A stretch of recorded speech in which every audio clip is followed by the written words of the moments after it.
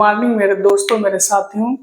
जैसा कि आप सभी को पता है, डेली की तरीके से आज फिर हम हाजिर हैं आपके आपके लिए साइंस का क्लास लेके, जिसमें हमारे प्रीवियस ईयर रहते हैं। प्रीवियस ईयर जो रहते हैं, जो ग्रुप डी में, आरआरबी जेईई में, एनटीपीसी में आए हुए क्वेश्चन सारे रहते हैं। और जब आप लोग कमेंट में अच्छे अच्छे कमेंट कर ही रहे हो, और जो हम कर पा रहे हैं आपके लिए वो कर रहे हैं, और जो नहीं कर पा रहे हैं आपको कमेंट में बताते रहिए, वैसा हम करते रहेंगे। चलिए स्टार्ट करते हैं आज की क्लास को। और हाँ, जो चीजें आ रही हैं वो तो ठीक है, जो नहीं आ रही उनको नोट करते चलिए, साथ में नोट करते चलेंगे तो बाद में रिवीजन करेंगे, चीजें आने लगेंगी। देखते हैं आज का पहला क्वेश्चन है आज का अपना। पहला क्वेश्चन है, निम्नलिखित को मिलाइए। मिलाना है इसको, मिलाने में तो आप लोग तेज हो, मिलाना इसको भी है। निम्नलिखित में से मिलान कीजिए, मिलान करना है, करो मिलान। देखो ये पदार्थ इधर दिए हैं आपका पीएच मान। पीएच वैल्यू क्या होगी? पीएच वैल्यू वो वैल्यू होगी जो आपकी अम्लीयता क्षारीयता को इंडिकेट करती है। अम्लीयता या क्षारीयता को इंडिकेट करेगी, पीएच वैल्यू ये करेगी। अब देखो पीएच की अगर 7 से कम होगा तो अम्ल होगा, अब 7 से ज्यादा होगा तो क्षार होगा। ये सब चीजें देखो। अब नींबू का रस का पीएच कितना होगा, आमाशय रस कितना होगा, या फिर मैग्नीशिया के दूध का, या फिर सोडियम हाइड्रोक्साइड समाधान। अब देखो अगर नींबू के रस के पीएच की मान करें तो नींबू के रस का पीएच मान होता है 2.2। तो एक को किससे मिला देंगे? एक को मिलाएंगे सी से। आमाशय के रस के पीएच की मान करें तो ये बहुत ज्यादा अम्लीय होता है, बहुत अम्लीय होता है, और बहुत ज्यादा अम्लीय होगा तो इसका पीएच मान, और कम होगा तो इसका पीएच मान होता है 1.2। तो इसका कितना हो गया? ये बी हो जाएगा। अब देखो, अब अगर दो ऑप्शन आपने करेक्ट कर लिए, अब ऑप्शन में चेक करिए। देखो पहले का सी और पहले का डी है, तो ये तो ऐसे कट जाएगा, पहले का सी पहले का ये। अब देखो ऑप्शन कौन सा होगा? ऑप्शन या तो सी होगा या तो ए करेक्ट होगा। अब देखो दूसरा मिलाया, दूसरे में क्या है? दूसरे का बी होगा, तो दूसरे का बी इसमें है, और दूसरे का भी इसमें, दूसरे का भी इसमें भी। बहुत काबिल है, बहुत तेज बन रहा है। आगे देखते हैं। आगे अब भाई दो चीजें तो मिलाई थी, दूसरे में दो चीजें कॉमन है, तो फिर तीसरा इसमें मालूम होना बहुत जरूरी है। अब देखो मैग्नीशिया का दूध, इसका पीएच मान कितना होगा? अब दूध का तो इतना ज्यादा तो नहीं होगा। देखो अब कितना बचा, ये 14 बचा है और ये 10 बचा है। अब दूध का पीएच मान एकदम क्षारीय तो होगा नहीं, आप ऐसे अनुमान लगाइए जैसे आपको पता नहीं है, जो मुझे भी नहीं पता है। मैग्नीशिया के दूध का पीएच मान कितना होगा? ये 10 होगा, तो ये हो गया डी। तो ये अपने आप हो जाएगा ए। मिला दीजिए। तीसरे का क्या होगा? तीसरे का होगा डी, तीसरे का ए, तो ये कैंसिल हो गया। कौन सा आंसर होगा? Answer A is correct. Answer A correct हो गया। अब देखो पीएच की बात करेंगे। पीएच की देखो, अगर पीएच 7 से ज्यादा है, पीएच मान 7 से अधिक है तो क्या होगा? तो होगा क्षार। अगर पीएच मान 7 से कम हो तो ये क्या होगा? ये अम्ल होगा। अब देखो नींबू के रस का पीएच मान पता हो गया, आमाशय का मान पता हो गया 1.2, और मैग्नीशिया दूध का भी पता हो गया, और सल्फर हाइड्रोक्साइड समाधान का भी पता हो गया। अब देखो 2-4 चीजें और लिख दो, जैसे ब्लड का, ह्यूमन ब्लड का कितना? 7.4। या फिर एसिड रेन, अम्लीय वर्षा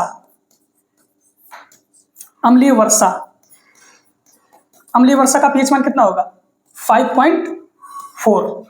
ये पीएच मान इसके हो गए। अब देखो बहुत बार ऐसा होता है, पूछ लेगा जो ना अम्ल है ना क्षार है, मतलब उदासीन है, तो उसका पीएच मान कितना होगा? तो जो उदासीन होगा तो उसका पीएच मान कितना होगा? 7 के बराबर होगा। कितना? 7 के बराबर होगा। अब देखो तो कितना आंसर कौन सा होगा? आंसर हो गया ए। ये चीजें भी समझ में आई। चलो देखते हैं नेक्स्ट क्वेश्चन। नेक्स्ट क्वेश्चन है अपना, चुंबकीय क्षेत्र के अंदर रखे विद्युत धारावाही चालक पर बल निर्धारित करने के लिए निम्नलिखित में से किस नियम का उपयोग किया जाता है? विद्युत क्षेत्र के अंदर की बात कर रहा है। विद्युत क्षेत्र के अंदर रखे विद्युत धारावाही चालक पर बल निर्धारित करने के लिए निम्नलिखित में से किस नियम का उपयोग किया जाता है? तो ये चीज याद रख लीजिए कि अगर विद्युत चुंबकीय की बात करेगा, चुंबकीय क्षेत्र में अगर धारावाही चालक के अंदर की बात करेगा, धारावाही चालक के अंदर की बात करेगा तो कौन सा नियम लगेगा? फ्लेमिंग के बाएं हाथ का नियम। फ्लेमिंग के किसका? फ्लेमिंग के बाएं हाथ का नियम। अगर अंदर की बात करेगा तो कौन सा लगेगा? धारावाही। अगर आपका विद्युत क्षेत्र के अंदर की बात करेगा तो जो नियम लगेगा फ्लेमिंग के बाएं हाथ के नियम का, जो उसमें रूल्स लगेगा। तो आंसर कौन सा सही होगा? आंसर बी सही होगा। ए तो नहीं सही होगा और सी भी नहीं, डी भी नहीं, तो आंसर कौन सा? Answer B is correct. देखते हैं नेक्स्ट क्वेश्चन। नेक्स्ट है, अच्छा इसमें एक चीज ये याद रखिए, जैसे जनरेटर है, कौन से नियम से डिपेंड होगा? जनरेटर है तो जनरेटर रहेगा फ्लेमिंग के दाएं हाथ पर। किससे? फ्लेमिंग के दाएं हाथ पर। अब देखो जनरेटर, विद्युत मोटर भी पूछ लेगा कभी कभी। विद्युत मोटर किस पे डिपेंड करेगा? किस नियम पर आधारित होता है? विद्युत मोटर होगा फ्लेमिंग के बाएं हाथ पर। फ्लेमिंग के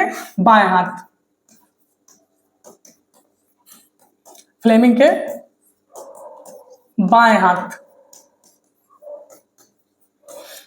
हाथ के नियम पर काम करेगा। तो आंसर इसका कौन सा हो जाएगा? आंसर बी हो जाएगा। देखते हैं नेक्स्ट क्वेश्चन। नेक्स्ट क्वेश्चन है अपना,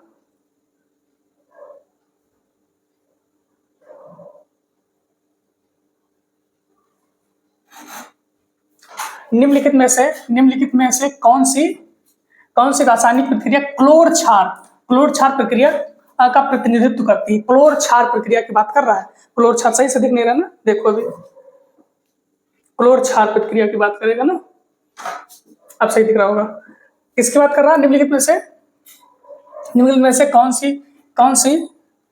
सी रासायनिक प्रक्रिया क्लोर क्षार प्रक्रिया का प्रतिनिधित्व करती है? क्लोर क्षार मतलब देखो, क्लोर क्षार बोला ना, तो इससे समझ लो क्लोरीन की बात कर रहा है। क्लोरीन की कौन सा रासायनिक प्रक्रिया क्लोर क्षार का प्रतिनिधित्व करता है? अब देखो, sodium bicarbonate plus H+ ion, कौन सा क्या बनाएंगे? कार्बन डाइऑक्साइड H2 प्लस अम्ल का सोडियम नमक। ये होगा, इसमें कहीं दिख रहा क्लोर कहीं क्लोरीन दिख नहीं रहा। Sodium chloride plus H2O plus carbon dioxide plus ammonia, क्या बनाया?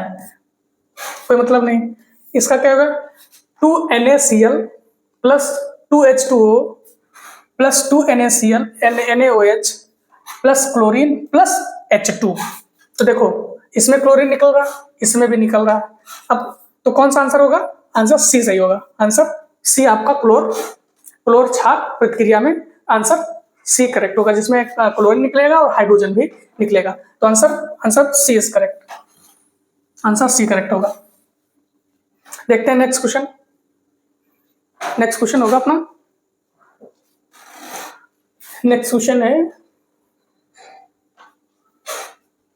एक अपसारी लेंस की फोकल लंबाई 50 सेंटीमीटर है, लेंस की शक्ति ज्ञात कीजिए। तो इसमें एक रिलेशन होता है, क्या होता है? F बराबर 1/P या P बराबर 1/F। अब देखो, अगर मान लो ये है तो ये मीटर में है, समझो मीटर में। अगर ये 100 से गुणा कर दिया जाए तो ये सेंटीमीटर में हो जाएगा। किसमें? सेंटीमीटर में। ये सेंटीमीटर में 1/F। दोनों रिलेशन सेम है, P को इधर ले आए, F को इधर ले आए। अब देखो F का है, ये फोकल है, फोकल दूरी। P क्या है? ये P है पावर, या पावर है या फिर क्या इसको क्षमता बोलेंगे, शक्ति, पावर। P पावर है, तो इसमें रख लीजिए। अब देखो अपसारी कह रहा, अपसारी मतलब अवतल कह रहा, तो क्या निगेटिव साइन के लिए निगेटिव साइन का आंसर लेंगे? बिल्कुल, अगर अपसारी है तो निगेटिव साइन का आंसर लेंगे, तो निगेटिव का लेंगे, तो ये तो होगा नहीं और ये होगा नहीं। आंसर ये दोनों में से है कोई, क्योंकि अपसारी कह रहा तो निगेटिव का हम लेंगे। अब देखो पावर की बात करो तो पावर निकालनी है, लेंस की शक्ति निकालनी है, तो P बराबर कौन सा होगा? 1/100 F कितना दिया गया? Focal length 50 centimetre. देखो दी गई 50 सेंटीमीटर में दिया गया, इस वजह से हम सेंटीमीटर वाला फार्मूला यूज करेंगे। तो 50 गुना 100 किसका लेंगे? नेगेटिव का आंसर लेंगे, तो आंसर बी होगा। आंसर बी करेक्ट होगा। Answer B is correct. क्यों? क्योंकि अपसारी लेंस कह रहा है ना, अपसारी, तो आंसर बी करेक्ट हो गया। देखते हैं नेक्स्ट। नेक्स्ट है अपना, अगर एक मैग्नीशियम रिबन हवा के साथ जलाई जाती है, हवा के साथ चमकदार लौ के साथ जलता है तो एक सफेद पदार्थ, ये भी क्वेश्चन पूछता है, ये भी क्वेश्चन पूछ लेता है, जो रिबन जलती है तो कौन सा रंग के साथ जलती है, तो कौन सा रंग के साथ जलेगी? सफेद रंग के साथ जलेगी, सफेद रंग के साथ जलेगी, तो एक्स पदार्थ में बदल जाता है। तो कह रहा है जो फाइनल प्रोडक्ट उसमें वेस्ट बचता है तो कौन सा बचेगा? तो कौन सा बचेगा? बचेगा मैग्नीशियम ऑक्साइड। मैग्नीशियम ऑक्साइड, ये पूरा प्रोसेस आप याद रख लीजिए। एक मैग्नीशियम रिबन जब हवा में चमकदार लौ के साथ जलती है तो एक सफेद पदार्थ बनाती है, सफेद प्रोडक्ट बनाएगी, सफेद पदार्थ बनाएगी। जो सफेद पदार्थ जो बचेगा वो कौन सा होगा? मैग्नीशियम ऑक्साइड होगा, MgO होगा, वो MgO होगा। तो आंसर डी इज करेक्ट। देखते हैं नेक्स्ट, नेक्स्ट क्या है अपना? नेक्स्ट है क्षैतिज तार के माध्यम से विद्युत धारा पश्चिम से पूर्व की ओर प्रवाहित होती है। पूर्वी छोर से देखने पर चुंबकीय क्षेत्र रेखाओं की दिशा क्या होगी? आप देख लो, देखो ये है, ये ईस्ट हुआ और ये वेस्ट हुआ, ये ईस्ट और ये वेस्ट हुआ, ये चीज समझ में आई? अब देखो कह रहा क्वेश्चन, क्षैतिज सीधे तार के माध्यम से विद्युत धारा पश्चिम से पूर्व की ओर प्रवाहित होती है, पश्चिम से पूर्व की ओर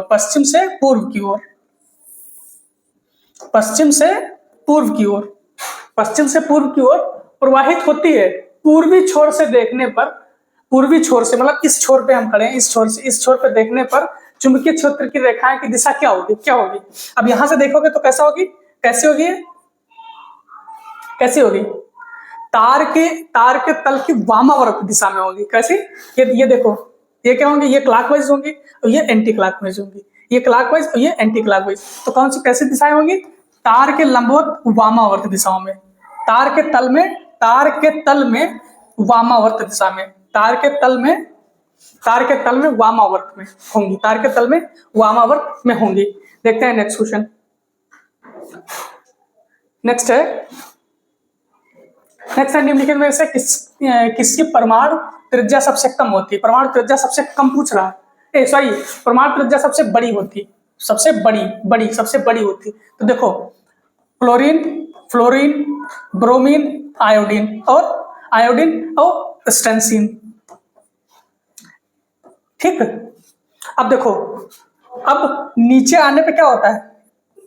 परमाणु त्रिज्या बढ़ती जाती है कि नहीं? नीचे आने पर परमाणु की त्रिज्या बढ़ती जाती है। ऊपर से नीचे अगर पीरियोडिक टेबल में आएंगे तो क्या होता है? फिर जो परमाणु की त्रिज्या बढ़ती जाती है, ऊपर से आने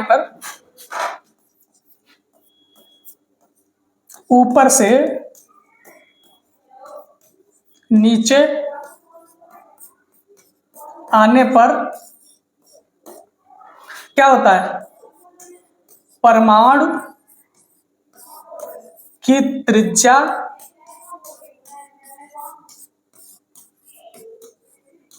बढ़ती जाती है,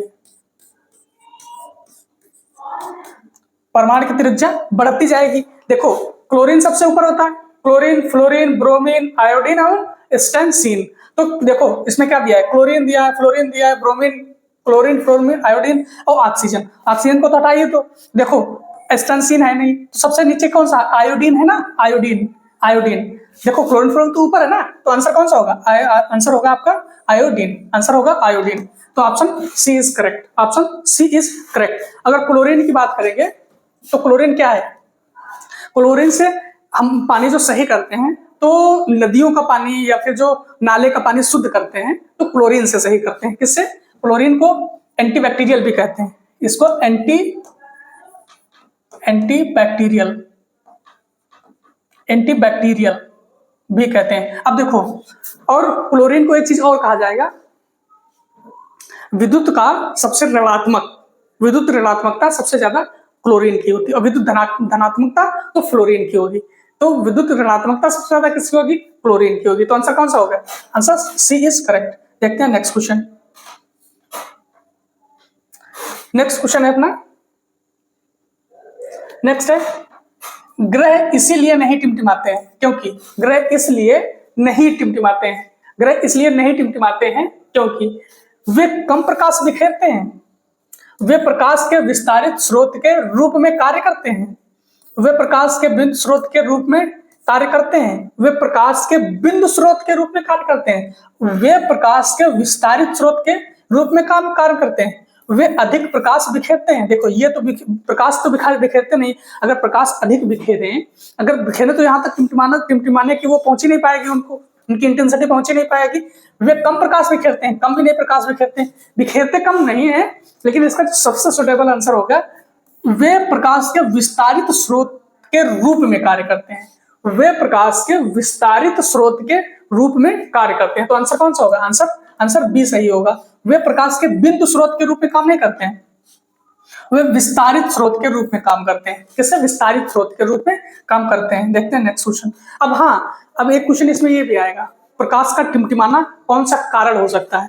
तो प्रकाश का अपवर्तन कारण होगा, प्रकाश का वायुमंडल के अपवर्तन के कारण तो हमको तारे टिमटिमाते हुए नजर आते हैं। और तारों का टिमटिमाना, या फिर जैसे पूछ लेता है कभी ने, किस कारण से जैसे जो लाइट होती है, जो तारों में उजाला होगा तो किस कारण होगा? तो उसके तापमान के कारण होगा, उसके तापमान के कारण होगा। देखते हैं नेक्स्ट क्वेश्चन। नेक्स्ट क्वेश्चन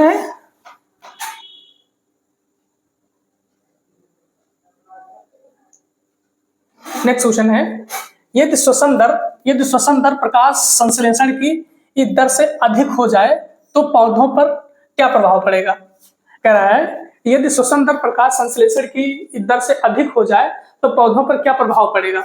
अगर श्वसन दर प्रकाश संश्लेषण की दर से तेज हो जाए, देखो लिख लो, श्वसन दर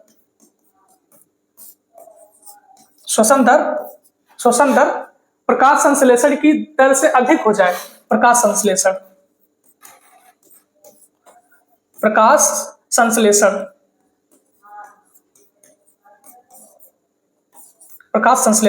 अब श्वसन दर अगर ज्यादा तेज, अभी आप ही समझ लो, ज्यादा तेज से सांस लेने लगोगे और प्रकाश संश्लेषण कम हो तो क्या होगा? अब ऑप्शन पढ़ो। पौधों की वृद्धि धीमी हो जाएगी। ऑप्शन 2 है, पौधे बहुत अधिक मात्रा में भोजन संग्रहित करेंगे, उत्पादित भोजन की तुलना में अधिक भोजन का ऑक्सीकरण हो जाएगा और पौधे भूखे मर जाएंगे। कौन सा कुछ आंसर सही लग रहा है? अधिक ऊर्जा उत्पादित होने से पौधों की वृद्धि बढ़ेगी। देखो वृद्धि तो नहीं बढ़ेगी क्योंकि श्वसन दर तेज है, श्वसन दर अगर तेज होगी तो एनर्जी तो खत्म होगी, तो देखो तो ये तो आंसर होगा नहीं, वृद्धि तो होना पॉसिबिलिटी है नहीं। पौधों की वृद्धि धीमी हो जाएगी, धीमी भी नहीं होगी। पौधों में बहुत अधिक मात्रा में भोजन संग्रहित करेंगे। देखो जो अधिक देर से सांस लेंगे तो भोजन संग्रहित नहीं होगा, एनर्जी खत्म होती है, तो ये भी आंसर नहीं होगा। तो आंसर कौन सा होगा? आंसर होगा सी, उत्पादित भोजन की तुलना में अधिक भोजन का ऑक्सीकरण हो जाएगा और पौधे भूखे मर जाएंगे। तो ऑप्शन कौन सा सही होगा? ऑप्शन सही होगा सी, आपका ऑप्शन सी सही होगा। अब देखो पौधों की बात चलिए, तो प्रकाश संश्लेषण में क्या करते हैं? कार्बन डाइऑक्साइड वो लोग लेते हैं और ऑक्सीजन रिलीज करते हैं, जो ऑक्सीजन हम लोग लेते हैं। और जो पौधों में भोजन की प्रक्रिया होती तो प्रेजेंट सन के प्रेजेंस में होगी, जो कि सनरेज के प्रेजेंस में अपना भोजन बनाते हैं, जिसको फ्लोएम बोलते हैं, पत्तियों के द्वारा बनाएंगे और पूरे वृक्ष में प्रोवाइड करवाएंगे। और नीचे से जो खनिज लवण भेजते हैं, जैसे जल का भेजना, नीचे से जो जल भेजते हैं उसको जाइलम बोलेंगे, ऊपर से जो खाना बन के आएगा खनिज लवण तो उसको बोलेंगे फ्लोएम। नीचे से जो जल जा रहा है उसको जाइलम, ऊपर से फ्लोएम। देखते हैं नेक्स्ट क्वेश्चन। अपना है, निम्नलिखित में से कौन सा पौधों का भंडारण कार्बोहाइड्रेट है? तो कार्बोहाइड्रेट का भंडारण क्या होगा? स्टार्च। कौन सा होगा? स्टार्च, सबको पता है स्टार्च होगा। ग्लूकोज क्या होगा? अगर ग्लूकोज की मात्रा बॉडी में बढ़ जाए, अगर बढ़ जाती है तो क्या कौन सा रोग होगा? मधुमेह रोग, मधुमेह डायबिटीज होगा। किसकी वजह से होगा? बीटा सेल्स जो होती है ना, बीटा सेल्स पेनक्रियाज की वजह से ग्लूकोज अगर बढ़ जाएगा तो मधुमेह रोग होगा, बीटा सेल्स की वजह से होगा ऐसा। और क्या होगा? सुक्रोज और ग्लाइकोजन। अब देखो, जो पौधे अपना भोजन बनाएंगे, पौधे अपना जो भोजन बनाएंगे, तो पौधे जो भोजन बनाएंगे तो आपका स्टार्च के रूप में बनाएंगे। जो ह्यूमन बीइंग अपना भोजन जो बनाएंगे तो ग्लाइकोजन के रूप में बनाएंगे। ओके, तो आंसर हो गया आपका स्टार्च। देखते हैं नेक्स्ट क्वेश्चन। नेक्स्ट क्वेश्चन है अपना, निम्नलिखित में से कौन सा ऊष्मा की इकाई नहीं है। क्वेश्चन ये जरूर देख लेना है कि उसमें एग्जैक्टली क्या पूछ रहा है ना। तो कौन सी ऊष्मा की इकाई नहीं है, तो देखो कैलोरी जो हुआ ऊष्मा की इकाई है, ठीक है। जूल भी ऊष्मा की इकाई है, ठीक है। और वाट दूसरा हमको पता नहीं है, लेकिन इसमें देखो लिखा है किलोवाट। तो किलोवाट किसकी इकाई है, ये शक्ति की है। किसकी, शक्ति की। ये ऊष्मा की इकाई नहीं है, शक्ति की यूनिट है। तो आंसर कौन सा होगा, आंसर हो गया सी। आंसर हो गया सी। देखते हैं नेक्स्ट क्वेश्चन। अच्छा लग रहा है ना, अच्छा लगता है, ठीक है। चैनल को सब्सक्राइब करते रहिए और लाइक करते रहिए। जीन की कुछ विशेषताएं नीचे उल्लिखित हैं। कौन सा विकल्प जीन की गलत विशेषता बताता है। क्या कह रहा है, गलत विशेषता बताता है, गलत विशेषता बताएगा जीन की गलत विशेषता। अब पढ़ो ऑप्शन, ये तो अपने आप पढ़ने से पता ही चल जाएगा। उनमें कोई परिवर्तन नहीं होता है, ठीक है। कौन सी गलत विशेषता बताता है। अब ये डीएनए के खंड है, ठीक है। प्रत्येक रोगाणु कोशिका में एक जीन सेट होता है, ठीक है। वे प्रोटीन का उत्पादन करके लक्षणों को नियंत्रित करते हैं। देखो, ये डीएनए के खंड होते हैं, ये भी बात सही है। प्रत्येक रोगाणु कोशिका में एक जीन सेट होता है, ये भी बात सही है। वे प्रोटीन का उत्पादन करके लक्षणों को नियंत्रित करते हैं, ये भी बात सही है। उनमें कोई परिवर्तन नहीं होता, ये बात उसकी गलत विशेषता को बताती है कि उनमें कोई परिवर्तन नहीं होता, परिवर्तन होता है। तो आंसर कौन सा सही होगा, आंसर ए इज करेक्ट। देखते हैं नेक्स्ट क्वेश्चन। नेक्स्ट क्वेश्चन है, नेक्स्ट दिख नहीं रहा ना ऑप्शन, हाँ आप दिख रहा होगा। देखो, हीटिंग उपकरण के हीटिंग तत्व बनाने के लिए चुनी जाने वाली सामग्री में जो गुण होने चाहिए, तो कौन कौन से हो। हीटिंग उपकरण की बात कर रहा है, हीटिंग उपकरण। अब देखो एक, अब इससे याद आया हीटिंग उपकरण। नंबर 1 हीटिंग उपकरण में अगर हीटिंग उपकरण बनाना है ना, हीटिंग उपकरण तो क्या करेंगे, तो इसका क्या करेंगे, भाई हमको तो हीट करना है, तो क्या करेंगे, इसका जो गलनांक रखेंगे ना, मेल्टिंग पॉइंट, गलनांक जो रखेंगे, तो गलनांक उच्च रखेंगे। किसी भी तार का गलनांक उच्च रखेंगे, तो इसमें क्या रखेंगे, गलनांक क्या रखेंगे, उच्च। भाई हमको तो हीट करना है ना, अगर उसका गलनांक नीचे रखेंगे तो तुरंत मेल्ट कर जाएगा, गल जाएगा, उसका कोई मतलब नहीं। तो हमको क्या करना है, गलनांक रखना है उच्च। अब गलनांक उच्च जब ही होगा जब उसका प्रतिरोध उच्च होगा, है कि नहीं। गलनांक उच्च, अगर गलनांक उच्च हो गया तो उसका प्रतिरोध अपने आप उच्च हो जाएगा, तो उसका प्रतिरोध अपने आप उच्च हो जाएगा। तो प्रतिरोध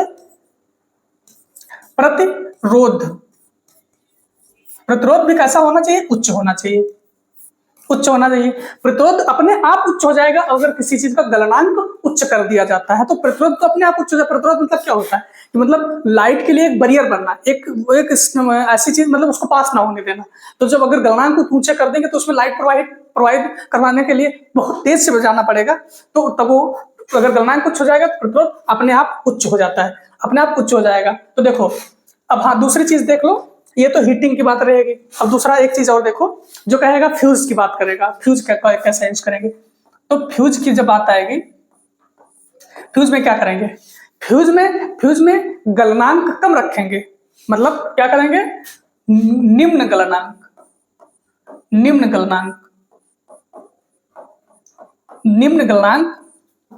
गलनांक रखेंगे। और क्या रखेंगे, निम्न गलनांक रखेंगे। निम्न गलनांक इस वजह से रखेंगे कि मान लो हमारा फ्यूज है, अगर कोई दिक्कत होती है तो तुरंत फ्यूज अपने आप टूट जाए, इस वजह से उसका गलनांक निम्न रखेंगे। और बनाएंगे किसका, इसको अगर फ्यूज बनाएंगे किसका, तो एल्यूमिनियम का बनाएंगे। एल्युमिनियम का और निम्न गलनांक के साथ में बनाएंगे। तो देखो इसमें कौन सा होगा, ये हीटिंग का पूछ रहा है, तो हीटिंग में क्या करेंगे, उच्च गलनांक तो बनाएंगे ही बनाएंगे, उच्च प्रतिरोध भी बनाएंगे। उच्च प्रतिरोध अपने आप बन जाएगा, तो कम प्रतिरोध का तो सवाल ही नहीं होता भाई। हम जब उच्च प्रतिरोध रख ही रहे हैं तो कम प्रतिरोध का तो सवाल ही नहीं होता। अगर गलनांक ऊपर रख रहे हैं तो प्रतिरोध अपने आप ऊपर ही चला जाएगा। तो कौन सा सही होगा, ऑप्शन 1 और ऑप्शन 2 सही होंगे। ऑप्शन 1 और ऑप्शन 2 ए में ही सही है। तो आंसर कौन सा होगा, answer A is correct, answer A is correct, बाकी नहीं होंगे। देखो तीसरा इसमें भी है, ये भी गलत, तीसरा इसमें भी है, ये भी गलत। तो ऑप्शन कौन सा सही होगा, ऑप्शन ए सही हो गया। देखते हैं नेक्स्ट क्वेश्चन। देखो एक नेक्स्ट क्वेश्चन ये है कि एक गोलाकार दर्पण द्वारा उत्पन्न आवर्धन माइनस ये देखो माइनस 0.5 है, आवर्धन द्वारा बनी छवि है। अब देखो माइनस है, सबसे बड़ी बात है। तो अगर माइनस है तो माइनस मतलब क्या, माइनस मतलब क्या, ये अवतल है, ठीक है, अवतल है, अवतल है। तो अवतल की छवि कैसे बनेगी, अवतल की छवि कैसे बनेगी, वास्तविक और उल्टा, क्या बनेगी, वास्तविक और उल्टा, ठीक, वास्तविक और उल्टा बनेगी। दूसरी बात ये देखो 0.5 है, 0.5 है तो इसका मतलब क्या है, इसका मतलब 1 से कम है, 1 से कम है तो मतलब कितनी बनेगी, छोटी बनेगी। 1 बनती तो बराबर बनती, 1 से ज्यादा होती तो बड़ी बनती, और 1 से कम है तो कितनी कौन सी बनेगी, छोटी बनेगी, छोटी बनेगी, छोटी बनेगी। क्योंकि है ये कितना है, 0.5 है, तो 0.5 है तो कैसी बनेगी, छोटी बनेगी।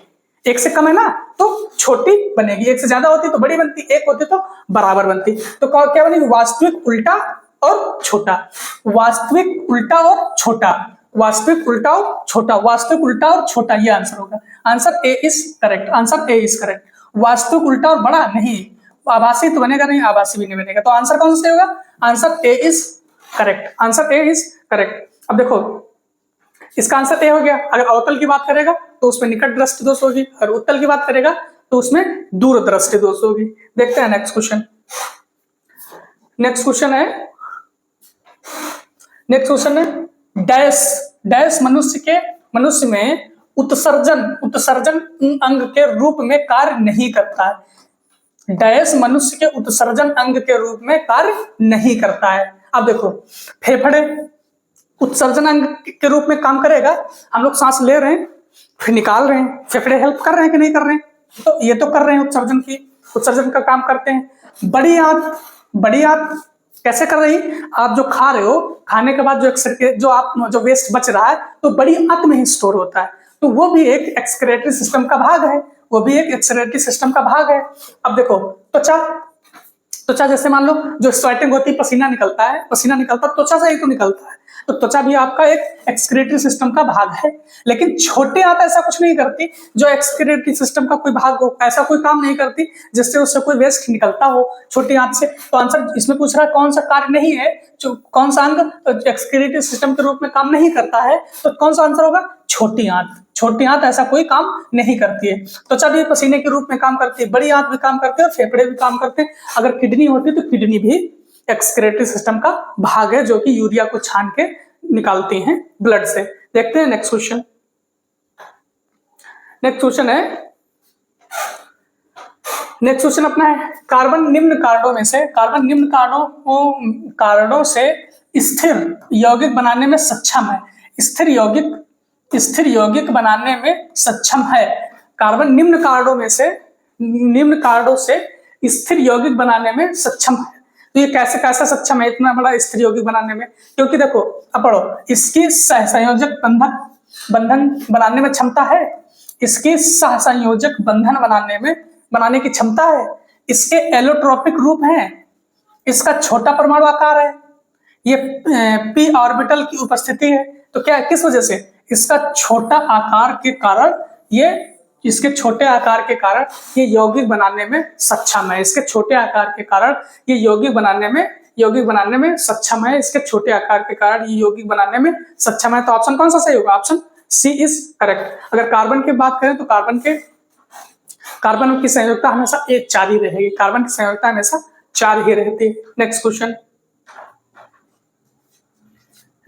अपना है यौगिक यौगिक C2H6 और C3H8 डैश इसकी इकाई में भिन्न है और डैश श्रृंखला से संबंधित है। अब देखो कौन सा संबंधित होगा, CH2 विजातीय, CH3 सजातीय, CH3 विजातीय और CH2 सजातीय। तो कौन सा हो गया जो भिन्न है? CH2 सजातीय, CH2 सजातीय, CH2 सजातीय भिन्न होगा।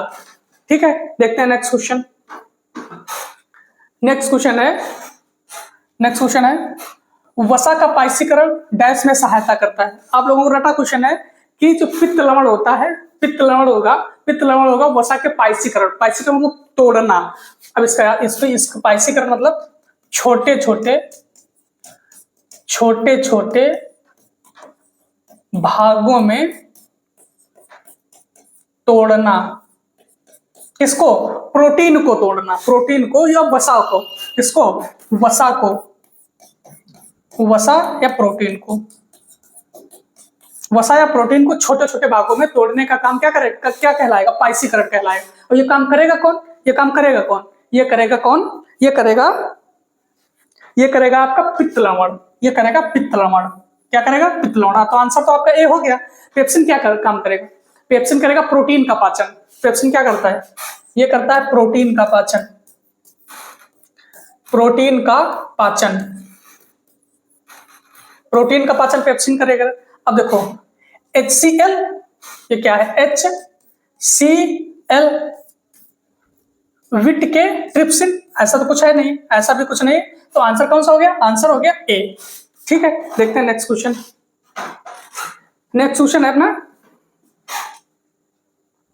नेक्स्ट क्वेश्चन है ये, देखो दिख रहा सही से ना? दिख रहा ना? देखो क्या होता है जब सोडियम धातु पानी के साथ प्रतिक्रिया करता है? कह रहा है क्या होता है जब सोडियम धातु पानी के साथ प्रक्रिया करेगा तो क्या होगा? क्लोरीन गैस और सोडियम हाइड्रोक्साइड घोल का उत्पादन किया जाता है। कोई प्रतिक्रिया नहीं करेगा तो प्रतिक्रिया तो करता है सोडियम तो जानते हो आप, सोडियम एक मात्र ऐसी धातु है जिसको किसमें रखा जाएगा? केरोसिन में रखा जाएगा। केवल सोडियम हाइड्रोक्साइड समाधान है। हाइड्रोजन गैस और सोडियम हाइड्रोक्साइड घोल का उत्पादन किया जाता है। हाइड्रोजन गैस और सोडियम हाइड्रोक्साइड घोल का उत्पादन किया जाता है। अब देखो आप कंफ्यूज किसमें होंगे? क्लोरीन गैस और सोडियम, देखो उसमें क्लोरीन कहीं दिख रहा है ना? क्या होता है तो सोडियम धातु पानी के साथ प्रक्रिया करता है। जब क्लोरीन है ही नहीं उसमें तो क्लोरीन बनेगा कैसे? तो आंसर ये तो ऐसे गलत हो सकता है। ये चीज कोई प्रतिक्रिया नहीं करेगा, प्रतिक्रिया तो करता है क्योंकि उसको अगर पानी में रखेंगे, पानी के कांटेक्ट में रखते हैं कि आग पकड़ लेता है, तो प्रक्रिया तो होती है। तो ये भी गलत हो गया। अब क्या कर रहा है? केवल सोडियम हाइड्रोक्साइड समाधान है, कुछ केवल सोडियम हाइड्रोक्साइड समाधान नहीं है। तो क्या होता है इसमें? हाइड्रोजन गैस और सोडियम हाइड्रोक्साइड घोल का उत्पादन किया जाता है। ऑप्शन आपका डी सही होगा, ऑप्शन डी करेक्ट होगा। समझ में आई चीजें? देखते हैं नेक्स्ट क्वेश्चन। नेक्स्ट क्या है?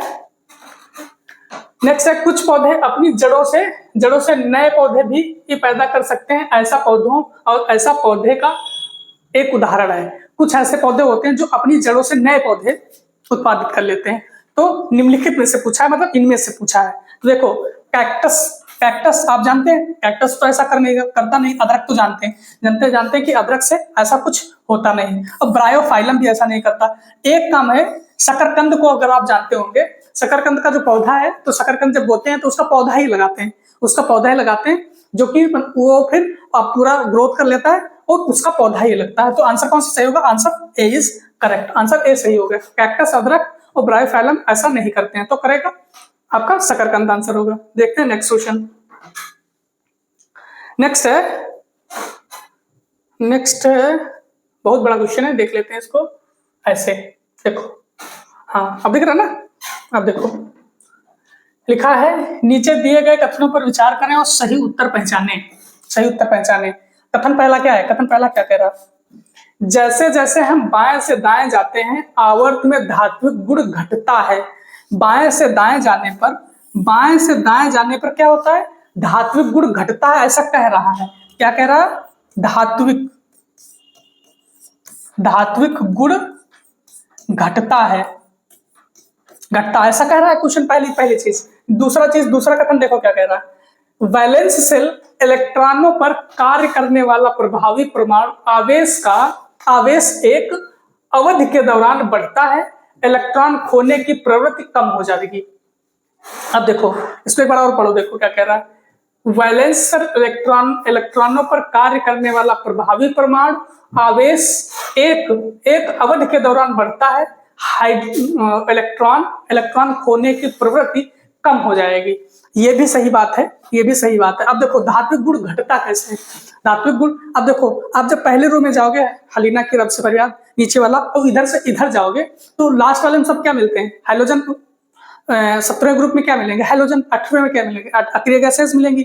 और 16वें में चिलगोजा वाला ग्रुप मिलेगा। तो 16वें में चिलगोजा, 17वें में हाइड्रोजन, 18वें में अक्रिय गैसें मिलेंगी। तो उधर धातु है कहाँ, उधर धातु थोड़ी है। धातु हमारे कैसे होंगे, धातु हमारे लेफ्ट में होंगे, इधर क्या होंगे, धातु, इधर धातु होंगे भाई। ऐसे आपका पीरियोडिक टेबल रहेगा ना, ऐसा रहेगा ना, ऐसे। तो देखो ये एस है, ये पी है, ये पी है और ये डी है, ये डी है। तो देखो धातु यहां रहेंगे, धातु, ठीक, धातु यहां से यहां जाएंगे, यहां क्या, यहां सब क्या होंगे, अधातु होंगे, सब गैसेस टाइप में है।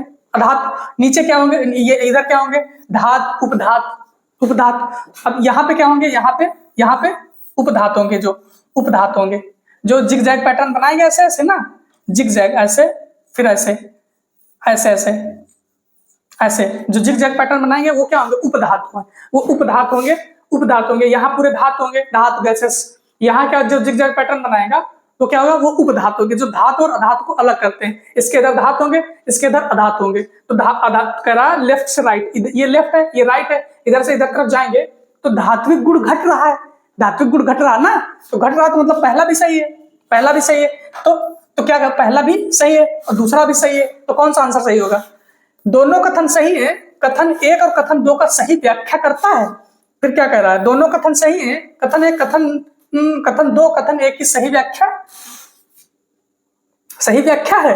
हाँ, तो ये दोनों एक ही जैसे लिखे हैं, बट आंसर इसका ए करेक्ट मानेंगे। एक, दोनों कथन सही है, कथन 1 कथन 2 की सही व्याख्या करता है।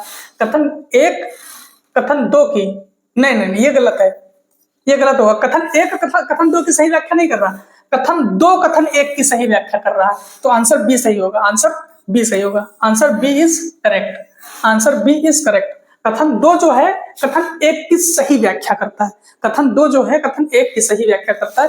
तो आंसर बी इज करेक्ट। ये चीज समझ में आई। जब लेफ्ट से राइट जाएंगे तो क्या होगा, धात्विक गुण घटता जाता है। जो जिगजैग पैटर्न होगा तो धातु और अधातु को अलग करेगा, क्योंकि वो उपधातु होते हैं। उपधातु की अगर बात करेंगे तो 6 होंगे, पूरे 6। अगर आंसर में 6 नहीं होता, 7 होता तो 7 मारिएगा, लेकिन 6 ही मिलेगा आपको।